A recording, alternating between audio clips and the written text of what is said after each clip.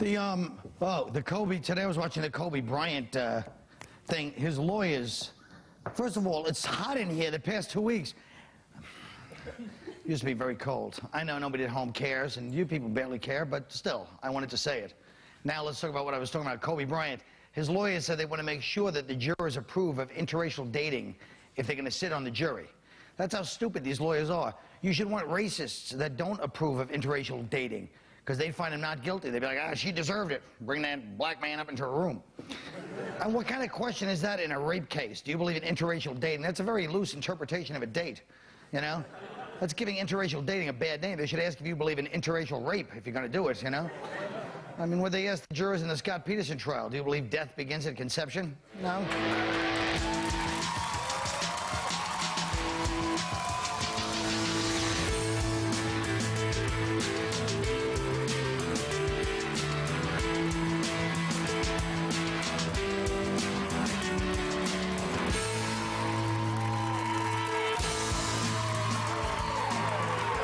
I'm not talking. My monologue didn't go that well. I'm reading. Leave me alone.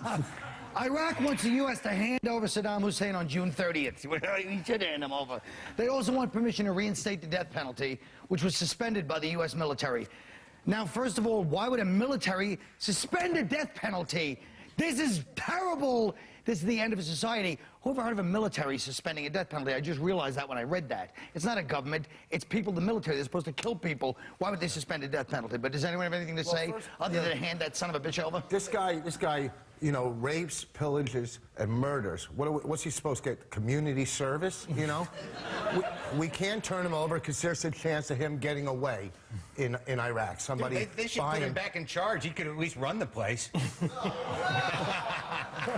We know that's the Michael Moore dream. Yeah. Right into a hole. Yeah. Well, you know, justice in Iraq is, do you want your head cut off or your balls cut off?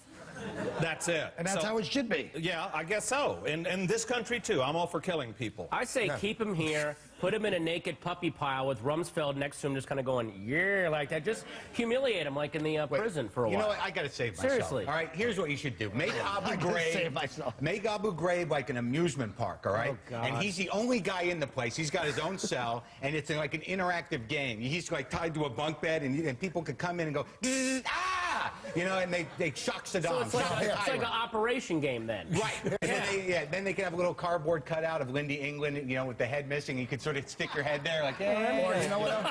That's not a bad idea. You know what else they could do is make him for like 8 to 10 hours a day listen to Air America radio, and then he'll blow his own brains out. Whoa! I'm just saying. Hey, listen. Yo, why you gotta be? Hey, maybe like put him in some other country, let him run some other country that we want to invade, and then just keep moving him around and recapturing him all the time. That's a good. You know what I mean? Just do that. That's a good idea. You know what, though? Do you think it would be possible to get, like, a fair trial among Iraqis for him? Who cares? I mean, who cares? Well, he didn't give anybody a fair that's the funny thing, is that people in this country who are so like justice for all, you have to have a fair trial, and then they're like, kill the son of a bitch. You know, I'm not like that. I don't believe in justice for all in this country either, so put me in that category for. Hey, listen to this. Does anyone else care what I just noticed at the beginning? A military? Do you understand how we've cut the very balls off this country's sense of you? The fact that we have a military that suspends the death penalty, that's the most absurd thing I've ever heard in my life. Thank you.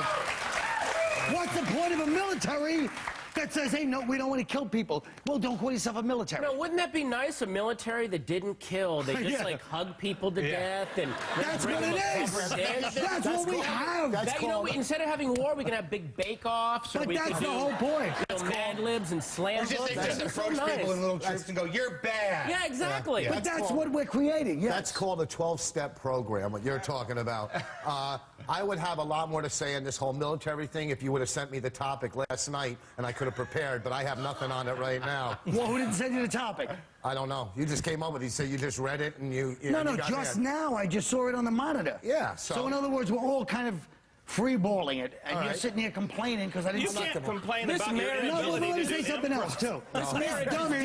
This dummy, you actually think if we'd sent you the topic, you would have read it and prepared?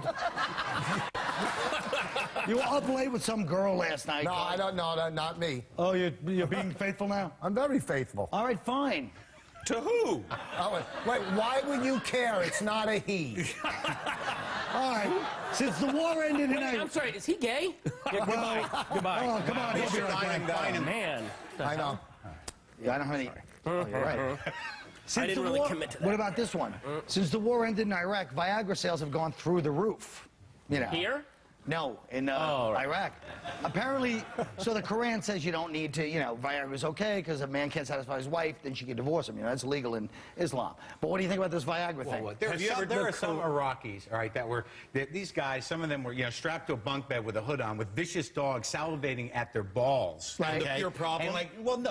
What I'm saying is that, and they had hillbillies laughing at him and taking pictures. I mean, that happened to me once in college at a party, and I couldn't get it up for like 6 months. Well, you know what? I know what you're talking about, though, because, like, stress makes it hard to get aroused. Yeah. I mean, when that...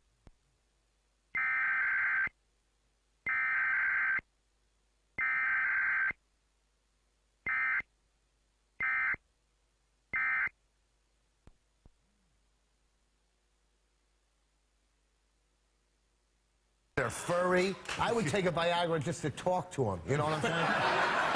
Wow, I recently actually tried the Viagra for the first time. You did? Yes, it would have been great if somebody had been there, but I had a really good time. But I have got to get the cat declawed. That's all I have to say about that.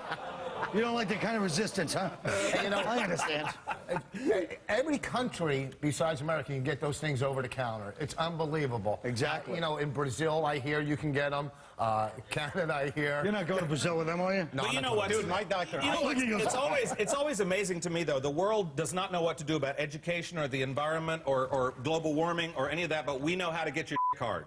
We know how to do that. Well, you know, it's like... But who's to blame for that? I got this You little- act like it's not all of us. What's that? I got this little, my doctor's like this 70-year-old little Jewish guy. And What? like, No. Yeah. So I get a physical, right? And this little old man goes, hey, you ever tried Viagra? And so I'm like, you know, you take it as an insult. It's like, hey, look, I don't need Viagra. I mean, you know, I'm not having any trouble down there. And this little old guy goes, it's not about need. Like, oh, boy. It's a good time. Sure, I don't need an ice cream cone. Exactly. Oh, God. What's the one that lasts for 36 hours? Cialis. Yeah, right, God. If you have a hard-on for 36 hours, you better have plans. We'll be right back.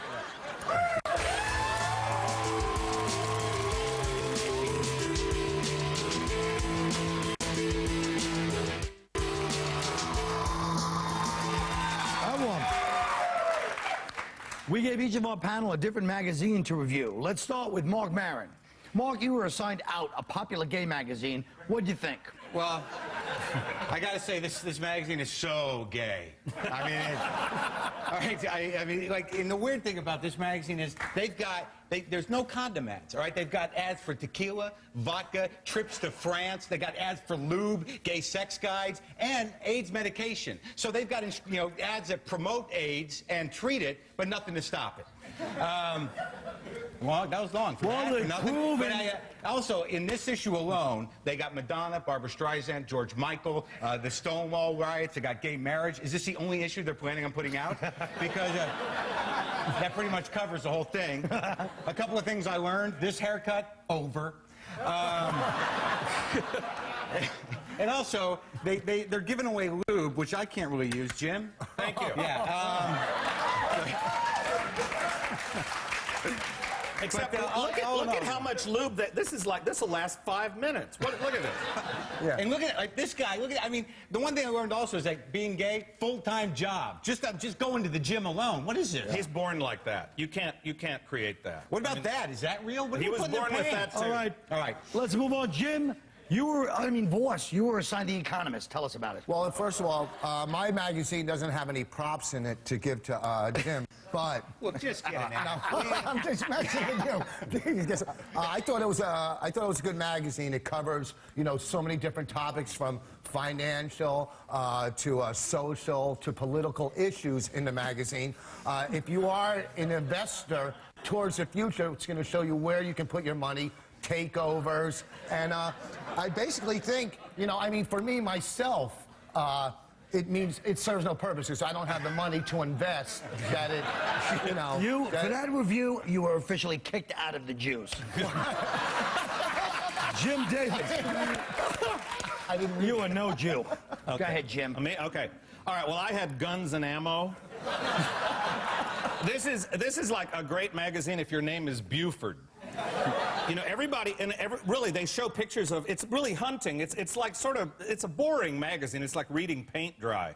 I mean, because every article is guns, guns, guns, guns, guns, that's it. And every guy in the magazine sort of looks like they just saw something on the front porch. They have this look on their face like, yee, you know. And yeah, and they look like Trent Lott or Jeffrey Dahmer. Every single one of the guys in this magazine. It's true. No, they do. And the only ads in the magazine are cars and guns and chewing tobacco and Viagra. So it's like, you know, go shoot somebody, get in the car, go shoot somebody, then while you're there, chew tobacco and come home and have sex with somebody, you know. Yeah. You make it sound kind of okay. Yeah. All right, Patton. Well, you got O, right? Yeah, I got Oprah's magazine. And, man, I gotta tell you, I really appreciate you assigning me this piece of crap, useless shrine to this idiot. I cannot wait to tear this pointless magazine apart. Completely useless. Although the article about you and Pasta together again was pretty fantastic, because I've been trying to avoid carbs. I thought it was really cool, especially how they show how, I mean, even if you're at like a kind of a summertime outdoor fest, there's always room for bread. I really love that part. And then some of these shrimp recipes are fantastic. You know, they were so good. I love these. I like that And one. then, the Dr. Phil column. Shouldn't you have had Out magazine? Oh, no, it's really fantastic. And then also, I'm sorry, hang on. There is an article in here about how you can get... it's this thing here. It's called Painting Outside the Lines, and it's all about how Oh, boy. somehow just get... I kind of... Well, folks, I guess that says it all now. Oh, let's talk about these many teens that are hanging on to their virginity till marriage, lowering the number of teen pregnancies by 40%. Oh, that's not true, man. That's... Some church group made that up. They just made this up. They made it. Teens are f***ing everything that moves. They never stop f***ing. That's why the drug use and crime rates have gone down. It's because they're just getting laid all the time. Here's the deal. Also, what does abstinence mean? It means, you know, no intercourse. I mean, there's a lot of stuff you can do without having sex. Man, but yeah. There's a lot of things you can do. You still have anal. You still have like nipple clamps, toys. You still have mutual masturbation. You still have. And also, but all I'm saying is that they may be making them less pregnant, but they're making them more creative and more nasty. Man. And if this article's true, that means I was a trendsetter because I started this whole thing back in the 80s. I was way ahead of it. Aren't you still doing it? You're getting this wrong. And before I talk about this, I got to admit I didn't read a lot of the magazine. It was really a hard read. We didn't send you the other thing. That was a hard read. Here's the thing. They're not talking about 18 and 19-year-old teens. They're talking about 14 and 15-year-old Right, 13. Yeah. And it has nothing to do with a campaign or give your kid a ring or do this. It's about how you raise your kids and how you parent your kids. If you showed your kids attention and affection growing up, they're not going to go out to get that negative attention and get knocked up and use sex and drugs. Okay? Wow. That's the bottom line. This is it. Hey. This is the same. You know what also? This is the same speech he gave to his daughters when Jim Norton was coming over. By the way. Right. Right, boys. We'll be right back. Yeah.